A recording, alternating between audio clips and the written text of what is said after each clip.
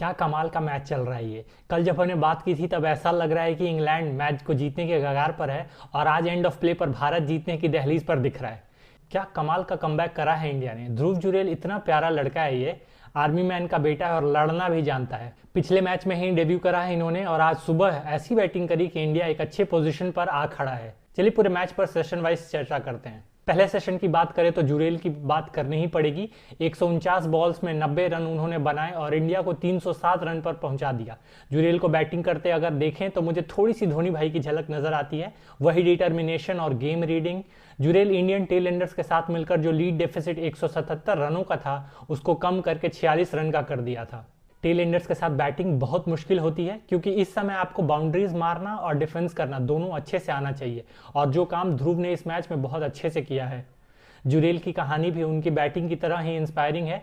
Army man का लड़का है और अपने पहले दोनों मैचेस में ही उन्होंने काफ़ी प्रॉमिस शो किया है इंडिया को खेलने के लिए।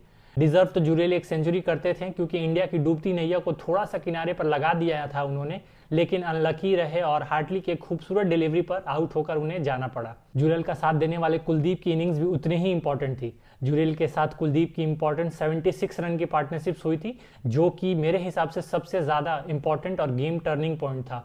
आपको ये थोड़ा सा शॉकिंग लगेगा लेकिन कुलदीप ने इस मैच में जुरेल के बाद सबसे ज़्यादा बॉल्स फेस करी हैं। हमारे किसी मेन बैटर ने 130 बॉल्स भी नहीं खेली हैं। पर्सनली अगर आप पूछे तो अगर टॉप ऑर्डर के बैट्समैन ने थोड़ा सा और हेल्प कर दिया होता तो ये जो इंग्लैंड की लीड थी ये कम हो जाती और हम 350 क्रॉस कर सकते थे। कुलदीप थोड़ा अनलकी रहे और एंडरसन की गेंद पर प्ले डाउन हो गए। कुलदीप अपने पिछले कुछ इनिंग से अपनी बैटिंग से भी इंप्रेस करने लगे हैं। काफ़ी मेहनत की है उन्होंने अपनी बैटिंग पर।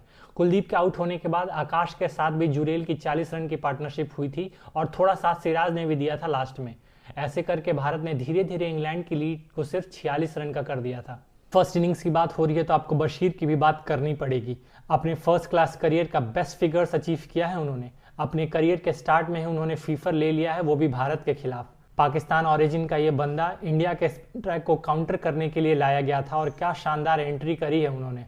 बशीर को थोड़ा सा अंपायर का सपोर्ट भी मिला इस मैच में क्योंकि उनके 5 विकेट में से 3 LBW आउट है और तीनों के तीनों ही अंपायर्स कॉल थे। फर्स्ट सेशन खत्म हुआ तो इंग्लैंड से 46 रन से आगे था और फिर एंट्री हुई अश्विन द गोट स्पिनर की। काफ़ी लोग नाखुश थे अश्विन के फर्स्ट इनिंग के परफॉर्मेंस के बाद, लेकिन उन्होंने दूसरे इनिंग्स में बता दिया कि भाई मैंने ऐसे ही 500 विकेट्स नहीं लिए, जब बशीर 5 विकेट ले सकता है तो फिर मैं क्यों नहीं। इंग्लैंड की सेकंड इनिंग में अश्विन ने 5 विकेट लिए और उन्होंने अभी अनिल कुंबले के रिकॉर्ड को भी बराबर कर लिया है। अश्विन ने 35 बार 5 या उससे ज़्यादा विकेट्स लिए हैं एक इनिंग में। अश्विन अब इंडिया में मोस्ट फीफर लेने वाले गेंदबाज बन गए हैं। पहले इस पोजीशन पर अनिल कुंबले थे, वो भी 35 बार ले चुके हैं फीफर और अश्विन भी अभी 35 बार हैं। पिछले इनिंग में तो रूट ने शतक बना लिया था लेकिन इस इनिंग में अश्विन ने रूट को अपरूट कर दिया 11 के स्कोर पर ही। इंग्लैंड के साइड से क्रॉली का अर्धशतक आया है। काफ़ी अच्छा खेल रहे थे वो, लेकिन कुलदीप की ट्रेडमार्क डिलीवरी ने उन्हें भी पवेलियन भेज दिया। कुलदीप की ये बॉल जो पड़ने के बाद टर्न होती है और बैटर को बीट करके मिडिल स्टंप उड़ाती निकल जाती है, वो उनकी बेस्ट डिलीवरी लगती है। मतलब देखकर सुकून सा आ जाता है।